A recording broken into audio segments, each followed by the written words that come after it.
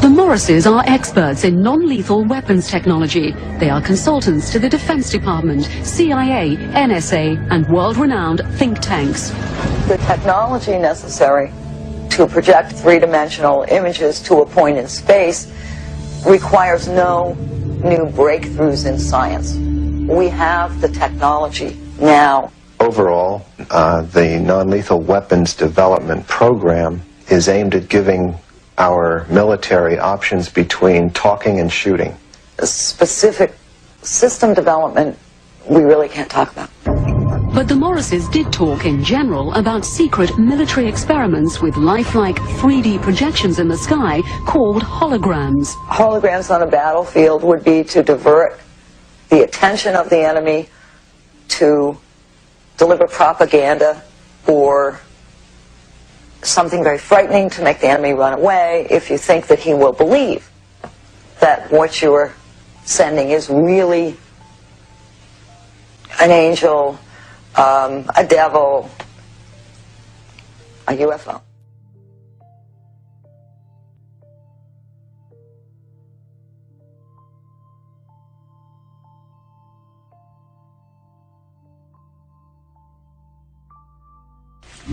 And where could this type of weaponry be tested? Perhaps not coincidentally, along the US-Mexico border at the Army's electronic proving ground in Fort Huachuca, Arizona. Keep in mind that test facilities like Fort Huachuca in Arizona are electrical optical test beds, and part of what they're testing are the effects of these electro-optical devices on a target population. And the target population may be us. America has to test American equipment in America.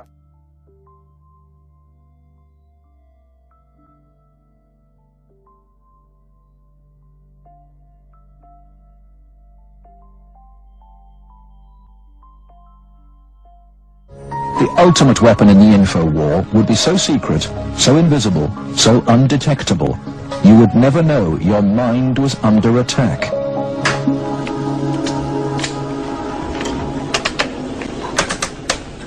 At Laurentian University in Ontario, Canada, a young student is about to undergo one of the strangest experiences of her life. They're hooking Denise's brain up to an electroencephalograph, or EEG machine. For 30 to 40 minutes, this will monitor her brainwaves, while these electric coils attached on either side of her head will immerse her brain in an electromagnetic field. Her brain actually completes the circuit between the two coils. The field pulsing through her brain is less powerful than one given off by a digital clock radio, but acutely controlled and focused at specific parts of the brain, it will open Denise's mind to outside suggestion by this man. We're going to do a switch to see if it's right or left hemisphere. Use your final tempo. Dr. Michael Persinger is a professor of psychology and neuroscience. He is designing ways to put the power of mind control to good use. Dr. Persinger's research focuses on brain trauma, and he uses carefully controlled doses of electromagnetic radiation to induce relaxation and alleviate pain. So what Sandra did was to initiate a opiate releasing pattern. That's a burst firing field that is stimulated once every 4 seconds. And that produces relaxation and a very pleasant sensation. Similarly, using the appropriate field, we can induce fear and apprehension, but clearly that would be unethical in that setting. Dr. Persinger's tests suggest that carefully programmed electromagnetic frequencies can tap into individual brains and influence people's emotions. The cognitive processes of the human brain are really quite simple.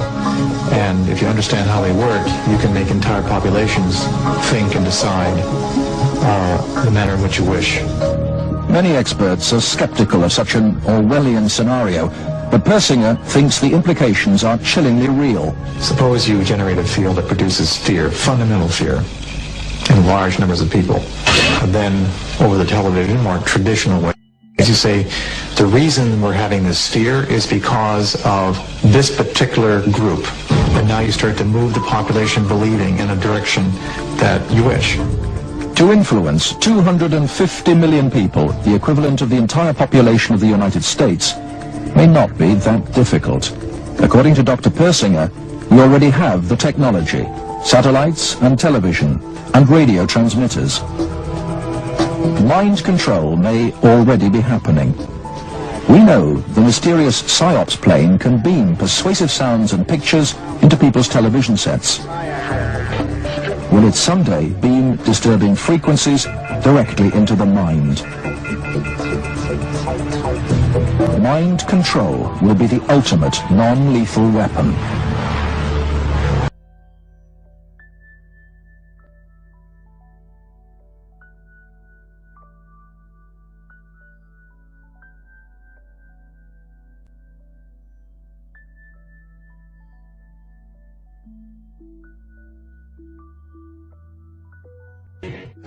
Most people kind of in the back of their mind know there's something going on, but it doesn't have anything to do with football or basketball or my paying my rent, so I don't want to fool with it. It's not important. Yeah, but everybody kind of feels there's something going on. Yeah, because most people live in a box, and they don't want to come out the box. No doubt about it. They open the lid every so now and again and just peep outside and they close it. Yep.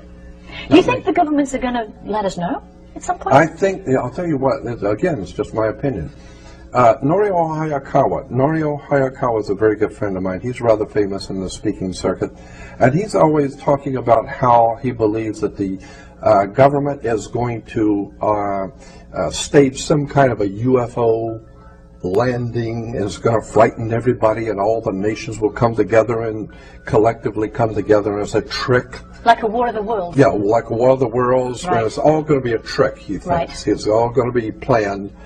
And I thought, well, wait a minute, if you're going to get, there's a lot of intelligent people in this world, and governments are not stupid.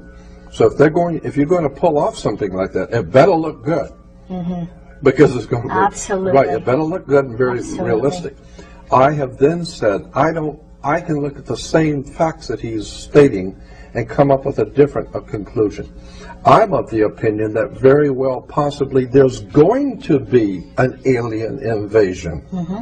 And the government knows it. Right. And consequently, they are trying to prepare the people so that they don't react. Because that was, as far as I'm concerned, that was a CIA operation when Orson Welles, back in the late 30s, 38, 39, did that War of the Worlds thing on radio. I'm sure the CIA was involved in that. And they wanted to see how the people will react if the people really thought that there was an alien invasion from another world. It was called War of the Worlds. Right. With Orson Welles, and people went berserk. Well, I don't think they're going to go berserk today. I think too many people in this world have already had experiences. They know something's up. But again, I would say I'm thinking that there very well might be a legitimate invasion soon.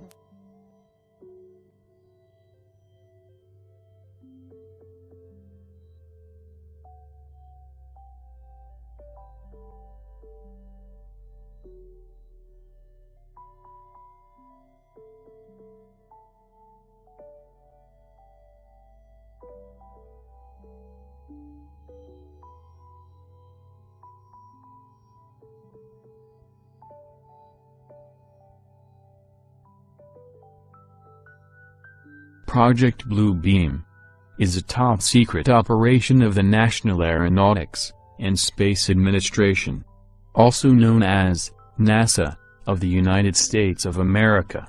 The goal of Project Blue Beam is to implement a New Age religion, with the Antichrist at its head, and to create a new world order, via a technologically simulated second coming of a new Messiah.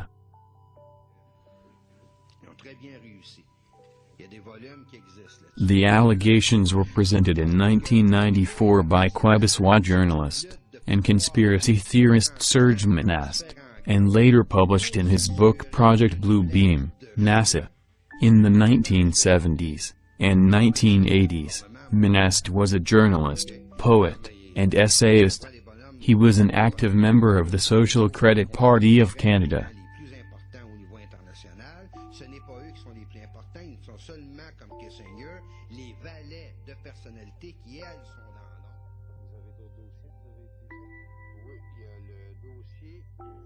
In the early 1990s, he started writing on the theme of a new world order, and conspiracies hatched by secret societies, being particularly inspired by the works of William Guy Carr. Monast founded the International Free Press Agency, where he published most of his work on these themes, achieving some prominence with an interview on esotericist and ufologist Richard Glenn's TV show, Esoterism Experimental, in which he repeatedly warned his audience about the dangers of a world government. He was interviewed by Glenn a number of times up to 1996. In 1994, he published Project Blue Beam, NASA, in which he detailed his claim that NASA, with the help of the United Nations, was attempting to implement a New Age religion, with the Antichrist at its head, and start a new world order, via a technologically simulated second coming of Christ. He also gave talks on this topic.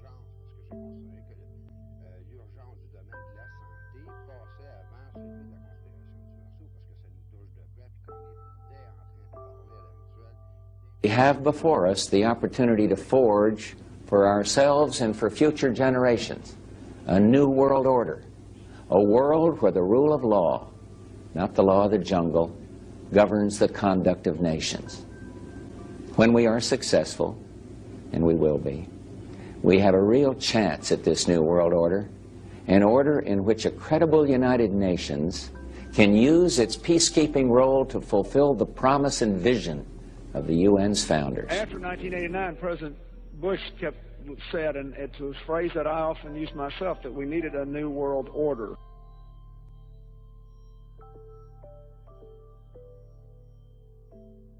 During the conflict with Saddam Hussein, which he handled so superbly in a short-term sense, we kept talking about a new world order. And then President Bush, at the end of that war, promised he would give 4 graduation addresses, 4 commencement addresses, describing that new world order and what America's role was going to be in it. It turned out he gave one of those addresses and canceled the other 3 and talked about something else. That's what, because they weren't ready yet. That in fact we're all going to have to give up a little bit of our sovereignty in order to make the world work.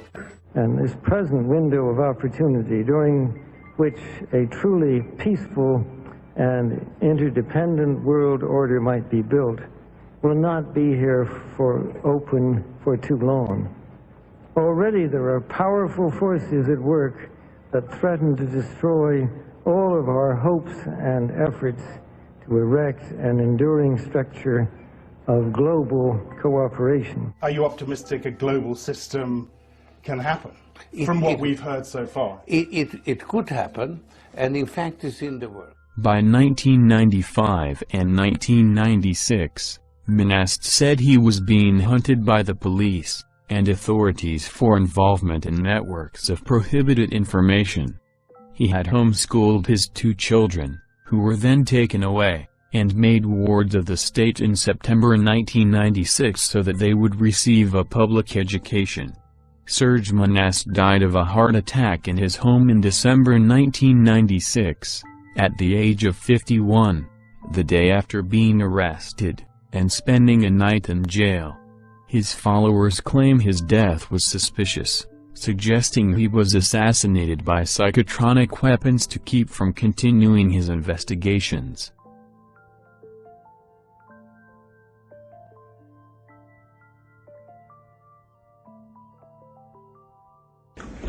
Ladies and gentlemen, the very word secrecy is repugnant in a free and open society, and we are, as a people, inherently and historically opposed to secret societies, to secret oaths, and to secret proceedings. We decided long ago that the dangers of excessive and unwarranted concealment of pertinent facts far outweighed the dangers which are cited to justify it. Even today, there is little value in opposing the threat of a closed society by imitating its arbitrary restrictions. Even today, there is little value in ensuring the survival of our nation if our traditions do not survive with it. And there is very grave danger that an announced need for increased security will be seized upon by those anxious to expand its meaning to the very limits of official censorship and concealment. That I do not intend to permit to the extent that it's in my control. And no official of my administration, whether his rank is high or low, civilian or military, should interpret my words here tonight as an excuse to censor the news, to stifle dissent, to cover up our mistakes, or to withhold from the press and the public the facts they deserve to know. For we are opposed around the world by a monolithic and ruthless conspiracy that relies primarily on covert means for expanding its sphere of influence, on infiltration instead of invasion, on subversion instead of elections, on intimidation instead of free choice, on guerrillas by night instead of armies by day. It is a system which has conscripted vast human and material resources into the building of a tightly knit, highly efficient machine that combines military, diplomatic, intelligence, economic, scientific, and political operations. Its preparations are concealed, not published. Its mistakes are buried, not headlined. Its dissenters are silenced, not praised. No expenditure is questioned, no rumor is printed, no secret is revealed. No president should fear public scrutiny of his program, for from that scrutiny comes understanding, and from that understanding comes support or opposition, and both are necessary. I am not asking your newspapers to support an administration, but I am asking your help in the tremendous task of informing and alerting the American people. For I have complete confidence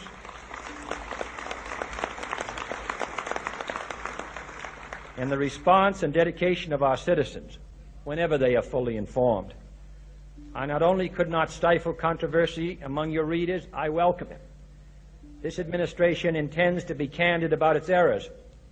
For as a wise man once said, an error doesn't become a mistake until you refuse to correct it. We intend to accept full responsibility for our errors, and we expect you to point them out when we miss them. Without debate, without criticism, no administration and no country can succeed, and no republic can survive. That is why the Athenian lawmaker Solon decreed it a crime for any citizen to shrink from controversy. And that is why our press was protected by the First Amendment, the only business in America specifically protected by the Constitution, not primarily to amuse and entertain, not to emphasize the trivial and the sentimental, not to simply give the public what it wants, but to inform, to arouse, to reflect, to state our dangers and our opportunities, to indicate our crises and our choices, to lead, mold, educate, and sometimes even anger public opinion. This means greater coverage and analysis of international news, for it is no longer far away and foreign, but close at hand and local. It means greater attention to improved understanding of the news, as well as improved transmission. And it means, finally, that government at all levels must meet its obligation to provide you with the fullest possible information outside the narrowest limits of national security. And so it is to the printing press, to the recorder of man's deeds, the keeper of his conscience, the courier of his news, that we look for strength and assistance, confident that with your help, man will be what he was born to be, free and independent. The Project Bluebeam operation has 4 different steps in order to implement the New Age religion, with the Antichrist at its head. The New Age religion is the very foundation for the New World government. Without a universal belief in the New Age religion, the success of the New World Order will be impossible to implement.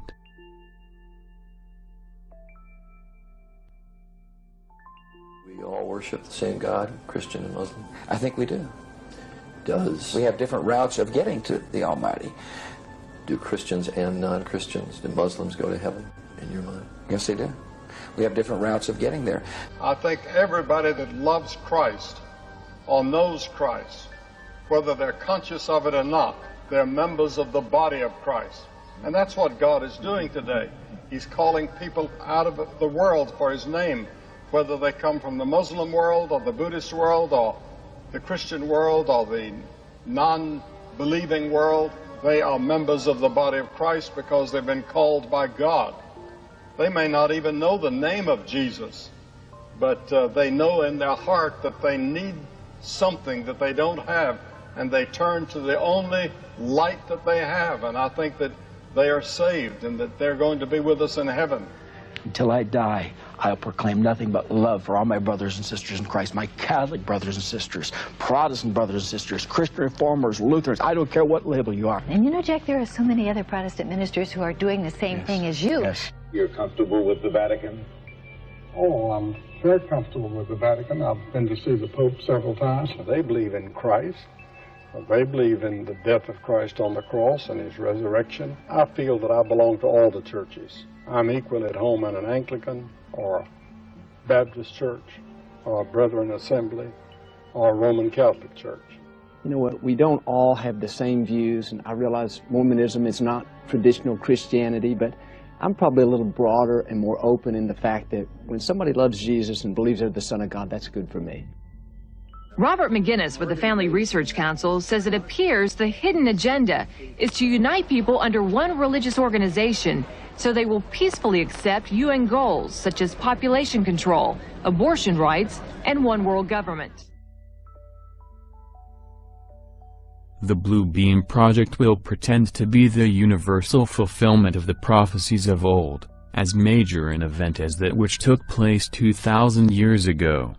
This one God will in fact function as the Antichrist, who will explain that the various scriptures have been misunderstood, that the religious of old are responsible for turning brother against brother, nation against nation, that the religions of the world must be abolished to make way for the Golden Age, New Age, of the one world religion, representing the one God they see before them. Naturally, this superbly staged, full-scale production will result in social and religious disorder on a massive scale.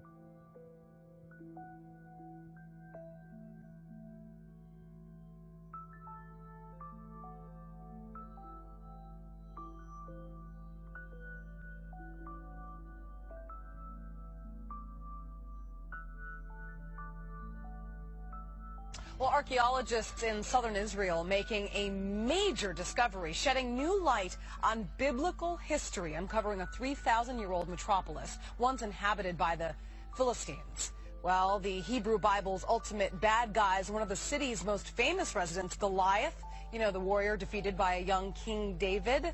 Joining me now on the phone, the archaeologist in charge of the dig, Aaron Mayer, joins me now. What an exciting find for you, and I understand that you led this dig, one of the many archaeologists that have apparently excavated some pretty compelling evidence. What did you find this week in the city of Gath? Well, first of all, good evening, Julie, or in Israel it's good evening, over there it's good afternoon. We've been excavating at this site for more than 15 years, and we just started our 15th season, and we have about 100 and something people from all over the world, and we found a lot of evidence of a very thriving and interesting culture. And when you read the biblical text and you sort of get the picture of the Philistines being the ultimate enemy of the Israelites, you sort of get an impression that they're just a barbarian culture, and in fact, they're very much of a sophisticated culture, and I would say even that at certain times they're even more sophisticated than the Israelites. It's interesting, on the Happening Now homepage, we posted a quiz question. Who were the Bible's bad guys, as we're calling them today? The Greeks, the Philistines, the Koreans, the Huns, the Jordanians. As we now know, the answer is the Philistines. And you were talking about shedding some light on the culture of the Philistines, who are of course, arch enemies of the Israelites. What is it about what you found that proves or disproves that theory? Well, I think, first of all, we know a lot about the Philistines from the biblical text, but that, of course, is a text that's, has its own agendas. It's a religious, ideological text written by the Israelites, so they clearly would view their enemies in a very specific, subjective manner. So what we can provide here is to have a view of daily life of the Philistines and sort of understand what's behind the descriptions of the Philistines in the biblical text. So, for example, the biblical text alludes to the fact that they come from somewhere outside the region, and we can show very clearly that the Philistines in fact arrived from somewhere near ancient Greece. We hear of Philistines with names that are non-Semitic, such as Goliath, such as Achish, and others.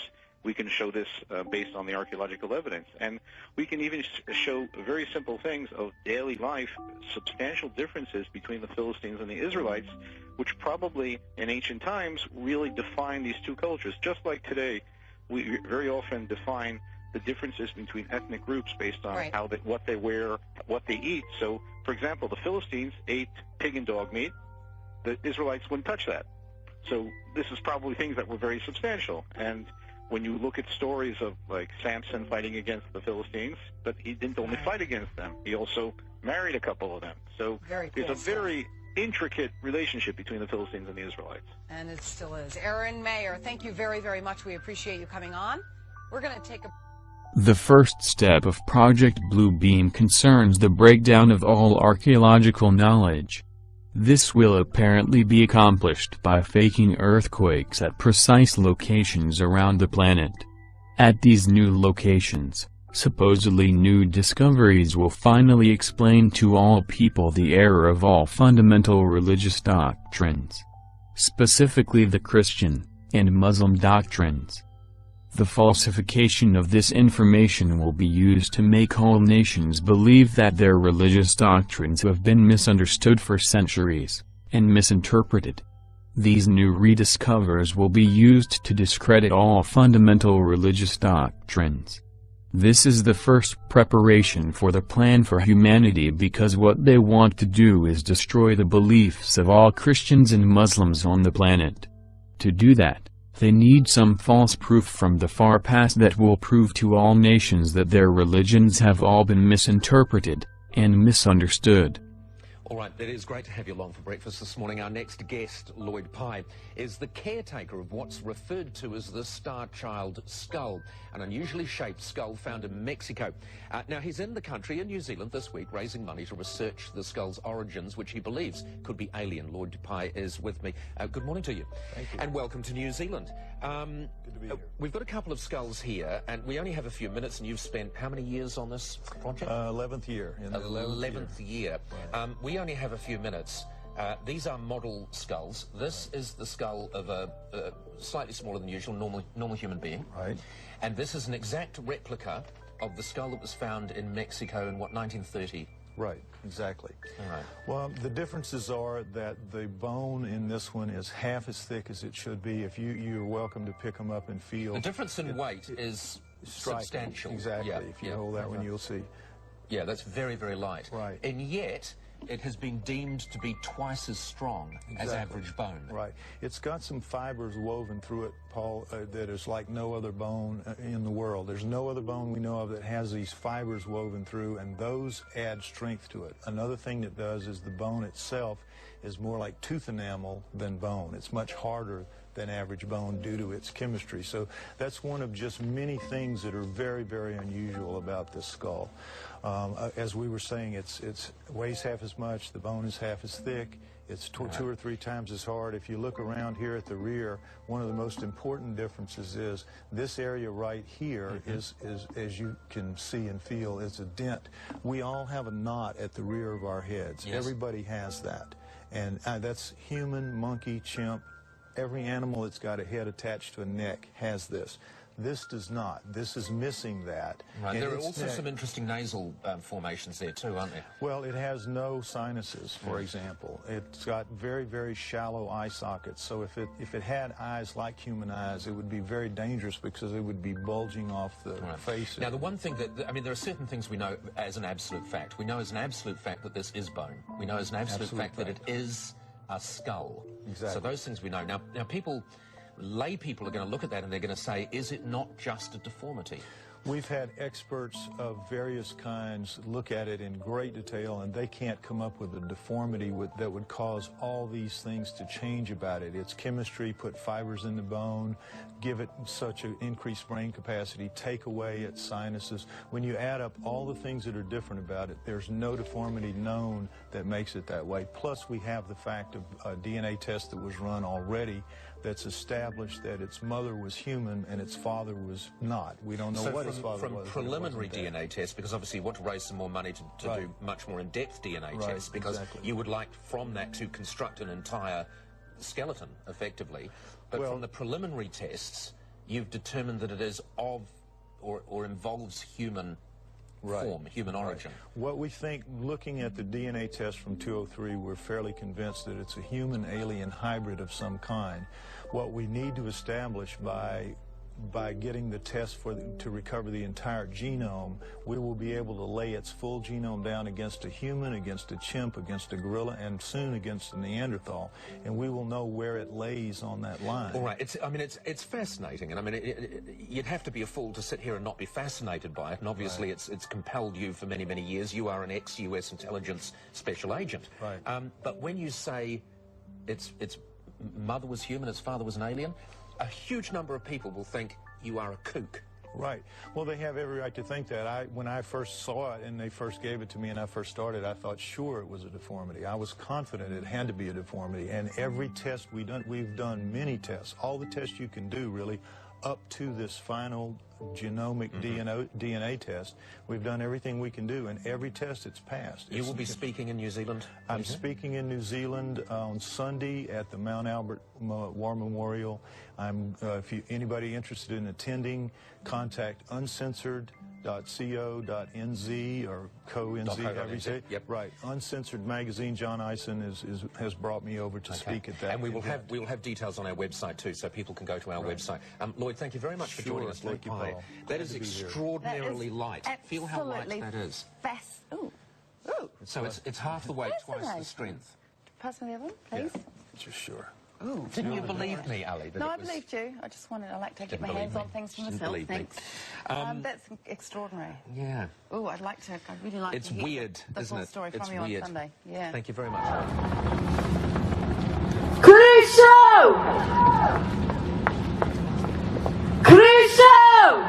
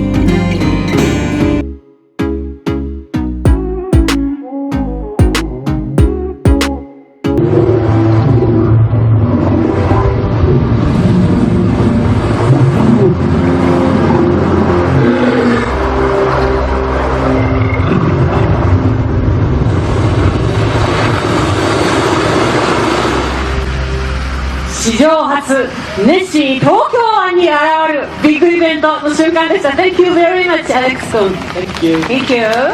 さあ。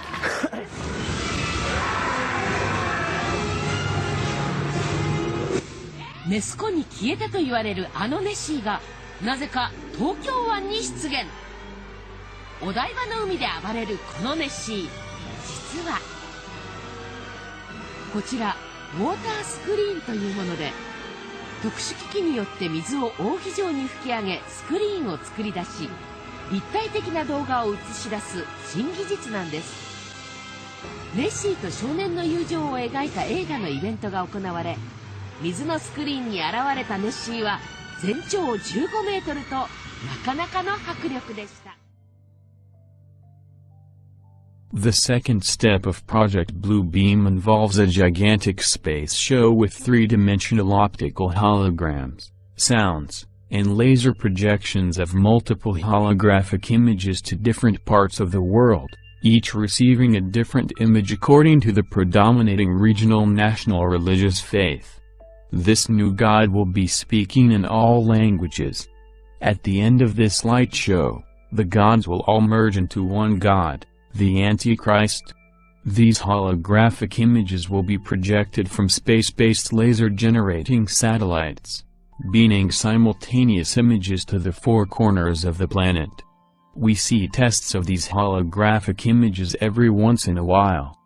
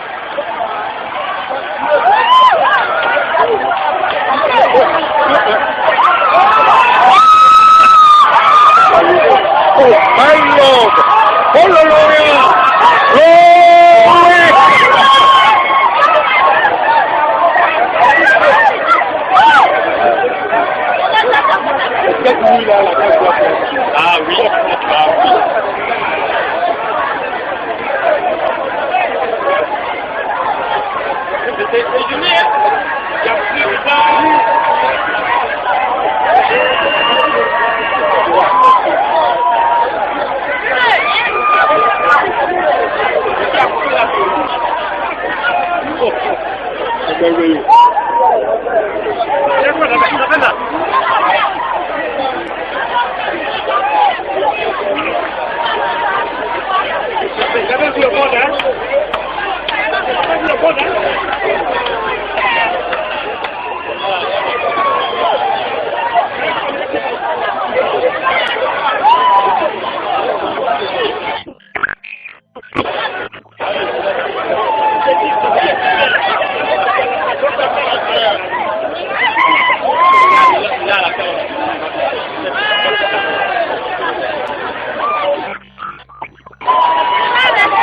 Laissez Philippe, non. Non, Dieu, il s'est levé de côté. C'est le seul à faire,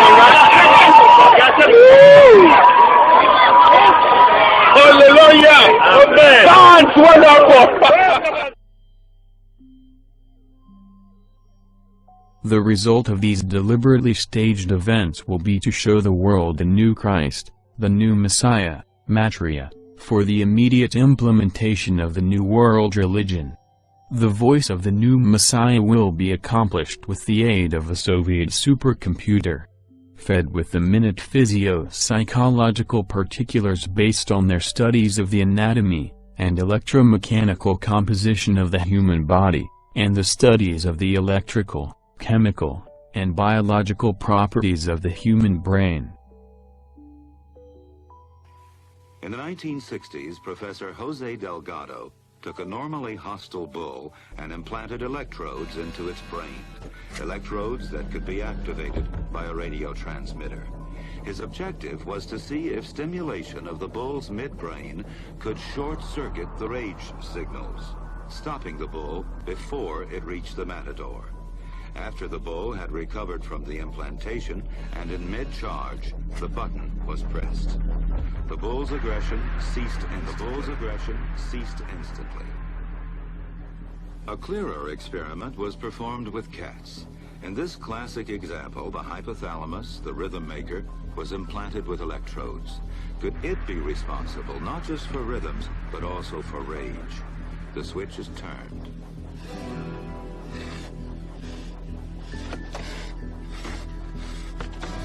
Then the switch is turned off. So indeed, the hypothalamus does control certain types of aggression.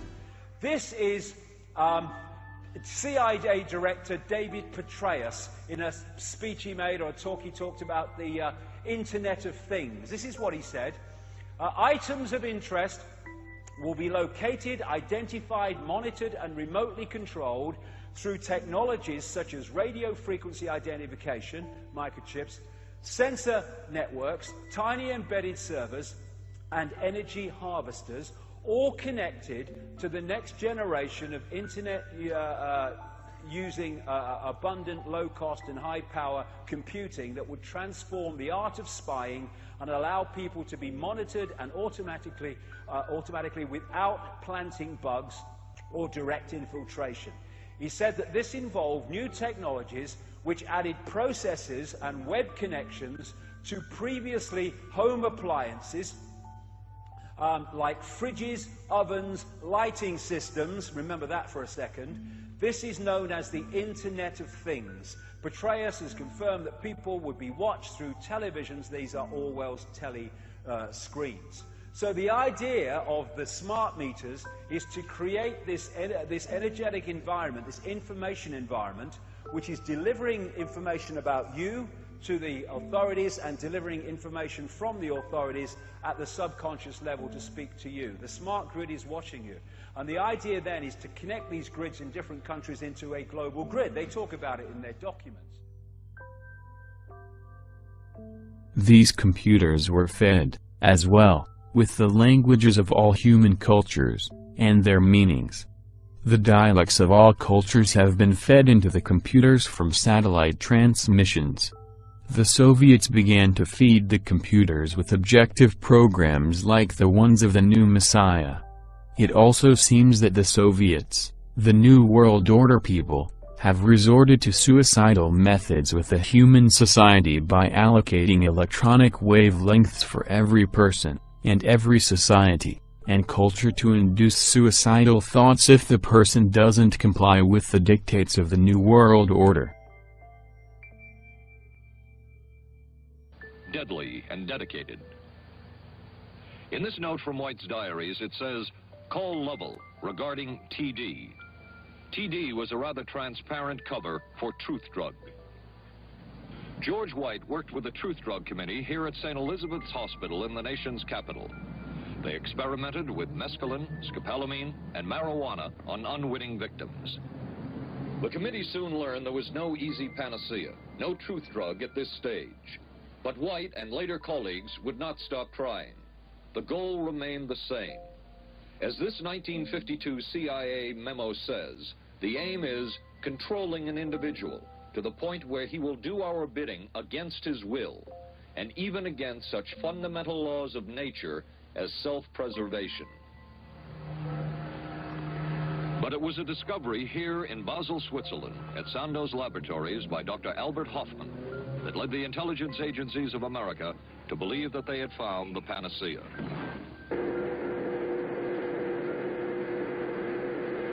The discovery was lysergic acid diethylamide, LSD.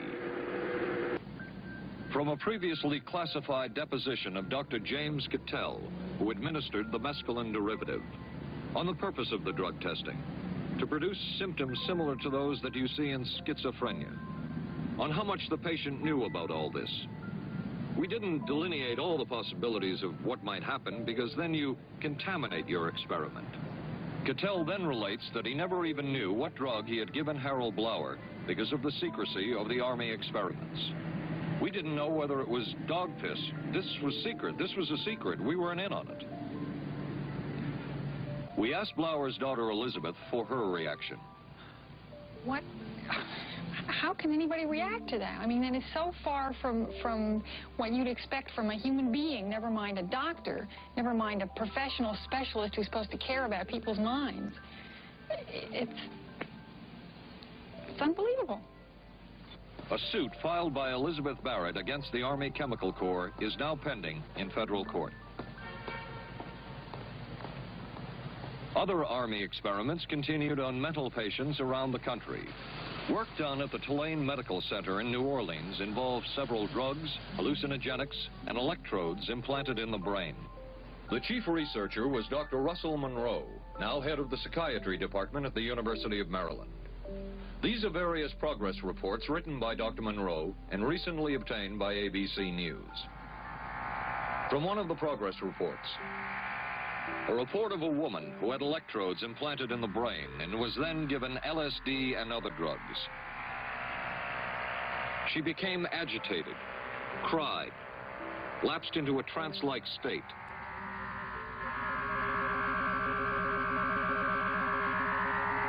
Felt as if she were about to have a convulsion, experienced waves of darkness and light, had bizarre sensations in her neck and legs, said somebody was trying to manipulate her body.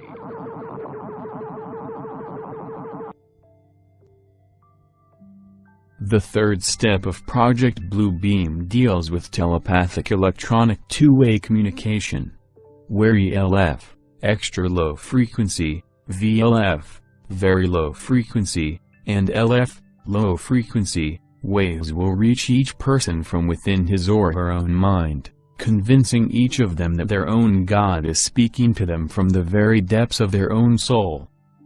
Will you pull me the mainstream news article about the new light bulbs that are going to have computer signals going through them, basically programming and interfacing with your computer, and the other patent number article dealing with the admission that not only does the flicker rate on TV put you into a mesmerized, hypnotized, highly suggestible state, but that not only propaganda messages can be on what's being said on TV, that's one level of propaganda, and the flicker rate puts you in that suggestible state, but that actual data that they can put signals in the flicker that can make you sick, make you angry, make you happy. This is mind control. You know, 100 years ago, how would a hypnotist hypnotize you? You know, they do it by having you watch a flashing light or a watch. Well, this is 21st century versions of that. You know, watch the watch, listen to me, do what I say. You know, for those of you out there tuning in for the first time who are hearing this and laughing at what I'm saying, let me just give you a few examples of what I'm talking about. Then I'll get into what's happening in North Africa and the Middle East and what's happening with the economy. Here is, yeah, this is good, but there's one other. There's the actual article on this patent. There's one more article I need, guys. Yeah, thank you. The actual article about the patent. But here's the patent. It's patent 6-506-148, and it's at the U.S. Patent Office. Current U.S. class, current international class, and it's got its coded larger number there, U.S. patent document. This is from January 14th, 2003, and this is just one of countless patent documents that are out there dealing with this, and it's titled Nervous System Manipulation by Electromagnetic Fields from Monitors. Psychological effects have been observed in human subjects in response to stimulation of the skin with weak magnetic fields that are pulsed with a certain frequency near the 1.5 hertz to 2.4 hertz, such as to excite a sensory resonance. Many computer monitors and TV tubes, when displaying pulsed images, emit pulse electromagnetic fields of sufficient amplitudes to cause such excitation. It is therefore possible to manipulate the nervous system of a subject by pulsing images displayed on a nearby computer monitor or TV set for the latter. The image pulsing may be embedded in the program material. Did you hear that on the actual video that they're feeding into it?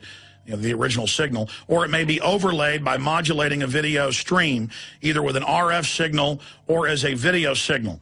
The image displayed on the computer monitor may be pulsed effectively by a simple computer program for certain monitors. Pulsed electromagnetic fields capable of exciting sensory resonances in nearby subjects may be generated even as the display images are pulsed with a subliminal intensity. That means you don't know about it or notice it. And here's an article about it. Patent nervous system manipulation from TV monitors. Now, we've had Dr. Nick Begich, whose brother is also a U.S. Senator, his father, a former congressman who was murdered. But side issue, Dr. Nick Begich has always tried to explain to me, Alex, yes, they admit they want to put lithium in the water to calm us, and now that's mainstream news. Even Fox News reports how great it's going to be to have lithium in our water, and how Japan's moving to do it, and how sodium fluoride also brain damages you and calms you and makes you servile and lowers your IQ. But he said that's child's play compared to the thousands of patents, most of them U.S. government, dealing with electromagnetics through cell towers, through TV towers, through cell phones, where they can modulate and make you throw up, make you become giddy, make you have an aphrodisiac, make you die, make you have a heart attack. And I remember close to 10 years ago, the Baltimore Sun, somebody ought to research it and pull it up, I forget the exact headline, but it was DARPA looking at ways to calm the public during riots. They're not just looking at sound cannons or microwave guns. Now those are rolled out at the Tea Party, as you've seen. I was kooky to cover it 10 years ago. Now it's mainstream news, and it's being used against us. But they said they're also getting ready to deploy towers that put off a magnetic resonance that will calm people during emergencies. Such rays from satellites are fed from the memories of computers that have stored massive data about every human on Earth, and their languages. The rays will then interlace with their natural thinking to form what we call diffuse artificial thought. That kind of technology goes into the 1970s, 1980s, and 1990s research where the human brain has been compared to a computer. Information is fed in, processed, integrated, and then a response is formulated and acted upon. The fourth and final step of Operation Blue Beam involves making humanity think an alien invasion is about to occur at every major city in the world. Wow. There's lots going on this planet, wow. as you know. Wow, a guy that talks to 16 million people a day. I'm lucky if I talk to 2 million. George Norrie, the icon, second biggest radio show in the world, calling in. George, so much is happening. I'm glad you called because all these military personnel said UFOs were going to show up yesterday and today. I made fun of it, and here's ABC News. FAA unable to identify object flying over New York City. And I look at it, it looks like something out of Star Wars or The Fifth Element. You're the expert on this. What in the world is going on? It is bizarre. That's going to be our first hour tonight, Alex, on Coast to Coast. Nobody knows what's going on. Police say it could have been a balloon. Now, balloons don't stay stationary up there unless they're tethered. There was no tether. Balloons don't have big lights on the front of them like out of Blade Runner. Exactly. And what about the reports of China shutting down airports. Something bizarre is going on here. Now, you know, I'm going to be one of the first to say, look, some of this could be governmental. There's no doubt about that. But I've always believed that this planet's been visited by ETs, and we might have even been seeded by them. But something's going on. If all this is real, and they're coming back now, it's strange. But you got to remember, there's always been a talk about Project Bluebeam, and that is a false flag, a UFO invasion to get us all riled up so the New World Order can do what they want to do. You're aware of it, I'm aware of it, and I think we need to constantly watch that possibility. People can find out all of this at davidike.com, but the final issues I want to cover with you, you were just on, wasn't it just last week, David? Yeah, last week, mate. And we were talking about Project Bluebeam, a staged fake alien invasion. And folks, if you don't believe us, just search the term Project Bluebeam. Part of it's been declassified. It goes back to the 60s and 70s. And in the 90s, they declassified stuff. I even saw in Popular Mechanics about 3,000-foot holograms the Pentagon can project of the Easter Bunny, Jesus, Buddha, whatever they want. You know, David Icke, I mean, you know, they can project Superman up there. They can project Alex Jones. They can project, you know, George Bush, Kim Jong-il. They could do anything they wanted, and they admitted to unify the Earth against an outside alien threat. That's how they want to get their world government. Right. Well, to then see these, quote, military people come out and say, the aliens will arrive over major cities, including New York, on the 13th. And then we're going to show that ABC News article up on screen right now that I'm going to Zbigniew Brzezinski after that. Sorry, I flipped that on the guys. FAA unable to identify object flying over New York City, and it looks like something out of you know, Star Wars / The Fifth Element, hovering with, you know, lights on it and everything. Well, we know they've got all sorts of hovercraft. We know the Germans had stuff that looked like flying saucers. That's where the original stories. We know they say the SR-71 Blackbird in service in 55, developed in 52. So they say the fastest plane in the world, you know, over 50 years ago. Total baloney. We know that they kept for 20 years secret the B-2 bomber. We know that DARPA had computers and internet in the 60s. We know all that, but to now have the Pentagon and the press club and all this promotion and all these TV shows and all this push that aliens are about to land. David, I'm going to give you the floor for about 5 minutes on this, then I've got the Zbigniew Brzezinski clip and about how we're going to win. We'll get your take on that, and I'll let you get out to you know, some of the other interviews and things you're doing there in New York City. But, I mean, here it is, because this morning I'm like, oh, the UFOs didn't come, and then boom, they arrive. There's reports all over the world. I mean, this is big. I mean, if aliens are showing up, folks, they're not going to have Air Force officers telling you they're about to arrive. And we need to look up the names of all these people and really do some deep research, because we know there's a government program to stage this, to unify people, and also to cover up your research that there is off-world activity and that they're trying to create a hoax to control that situation. David, for about 5-6 minutes, you've got the floor. Then I've got one other issue for you. David Icke of davidike.com.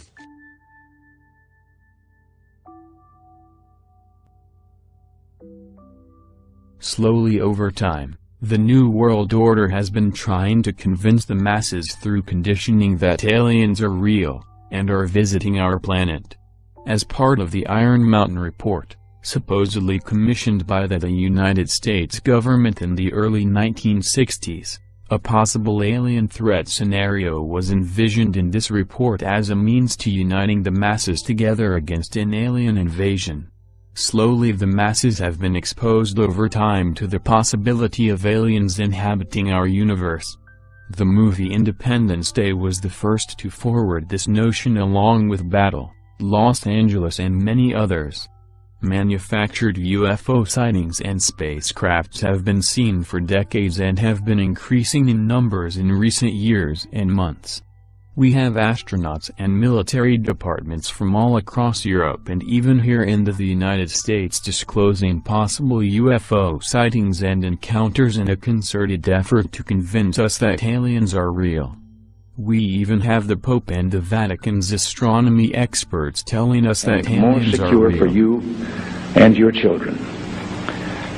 I couldn't help at one point in my discussions privately with General Secretary Gorbachev, when you stop to think that we're all God's children wherever we may live in the world, I couldn't help but say to him, Just think how easy his task and mine might be in these meetings that we held if suddenly there was a threat to this world from some other species from another planet outside in the universe.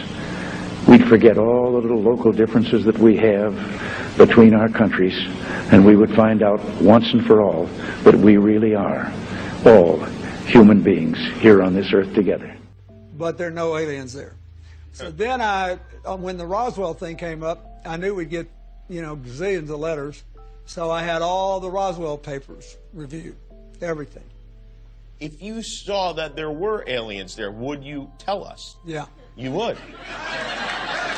I would. Well, I think, look, what do we know? We know now we live in an ever-expanding universe. We know that there are billions of stars and planets literally out there, and the universe is getting bigger. We know from our fancy telescopes that just in the last 2 years, more than 20 planets have been identified outside our solar system that seem to be far enough away from their suns and dense enough that they might be able to support some form of life. So it makes it increasingly less likely that we're alone. Oh, you're trying to give me a hint that there are aliens. No, I'm trying to tell you I don't know. Oh. But if we were visited someday, I wouldn't be surprised. I just hope that it's not like Independence Day. Yeah, right. That it's a conflict. Well, now we have friendly Maybe the only way to unite this incredibly divided world of ours. They're out there. We better think of how all the differences among people on Earth would seem small if we felt threatened by a space invader. That's the whole theory of independence. You're right. Everybody gets together and makes nice and, You and Bill O'Reilly would be hiding in a bunker together. Yeah. Old Bill O'Reilly, he every mean thing he ever said about me. That's the thing. I don't care. Look at that.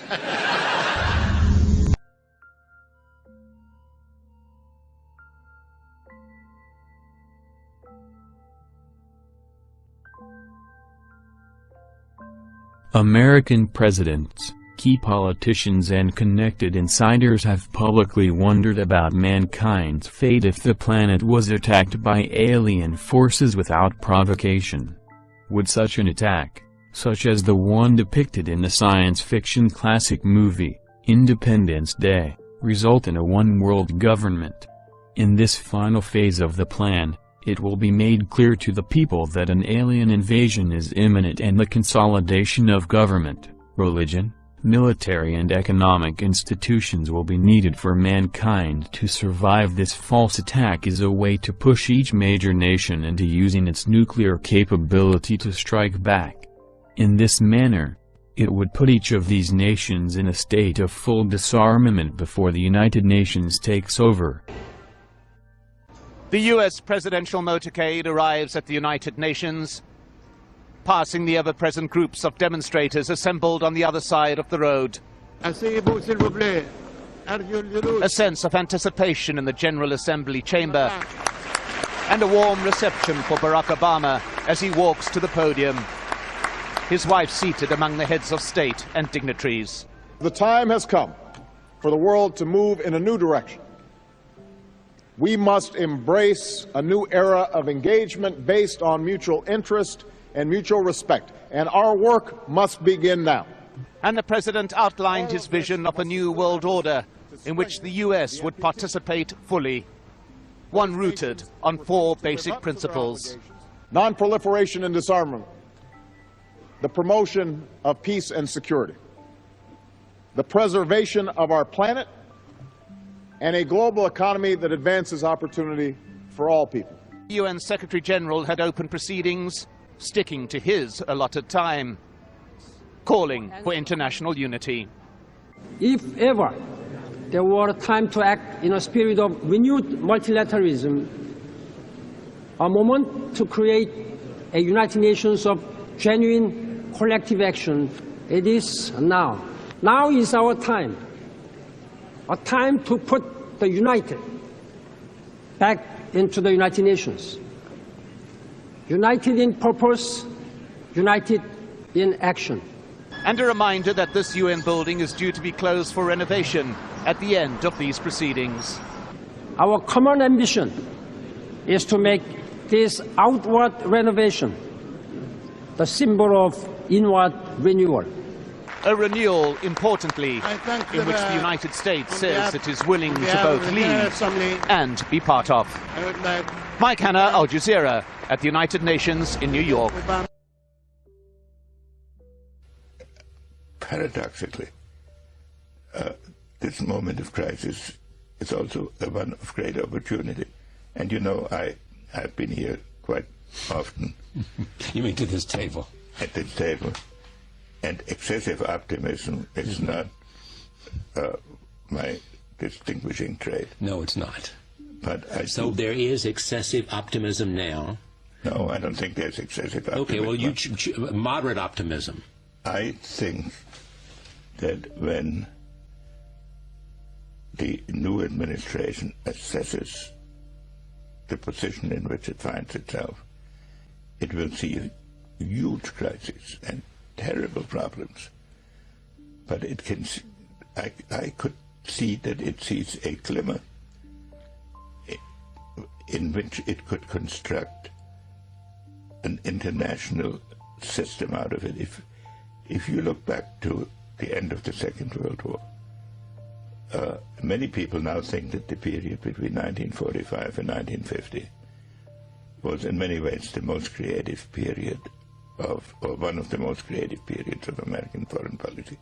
But it started with chaos and fear of Russian invasion of Europe and governments that were very weak and people who were very... So the United Nations came out of that, the Marshall Plan came out of that. That's right, and NATO came out of that, and later the Truman Doctrine came out of that later. Right. There is opportunity in the crisis because, yes. Repeat it for me, because... I think because when you look at the medium-term interests and the long-term interests of the key players, India, China, Russia, America, Europe, they really are importantly parallel.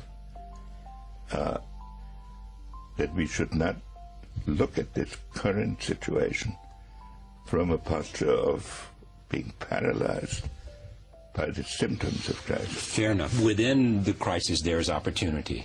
But when you talk about a new structure, I'm not sure you use the term new world order.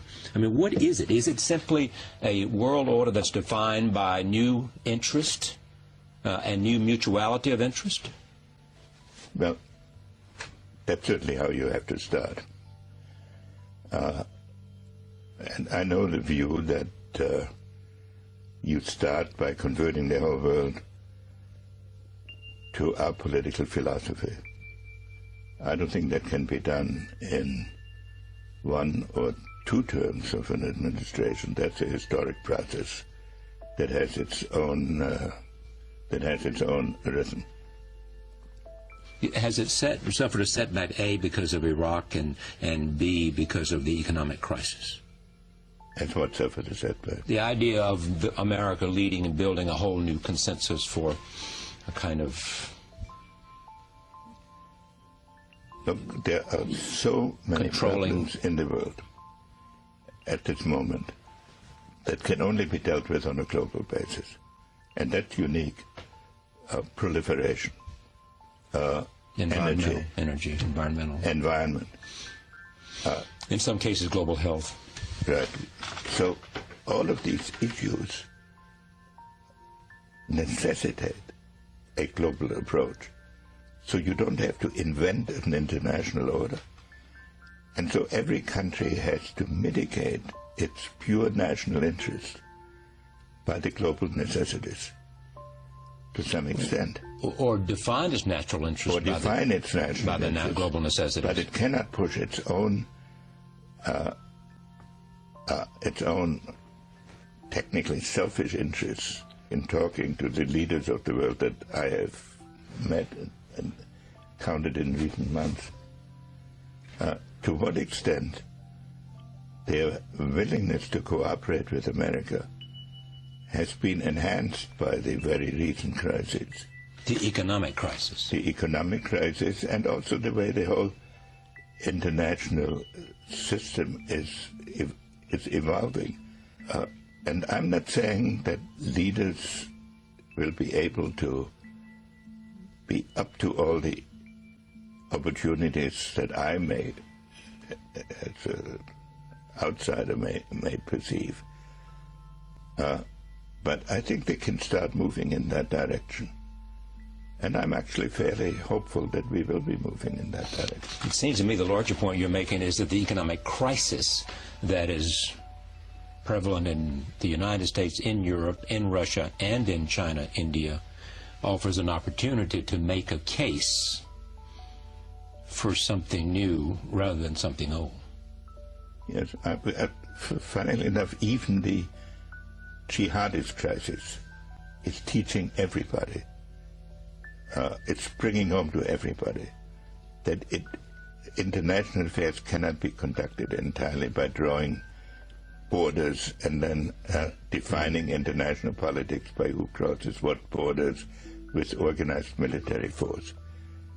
This has now been reinforced by the fact that the financial crisis, which totally unexpectedly has spread around the world, limits the resources that each country has for a foreign policy geared to assertion of its own pure interests. So every country is obliged to set certain priorities, so that foreign policy now becomes an exercise into seeing whether the inevitable priorities that each country has to set for itself can be meshed in some manner to reinforce each other. Can it be done? I don't know that. It should be attempted, and I think there's a good chance of it. What would you call this age, this opportunity, this moment? It's a good question. I haven't condensed it into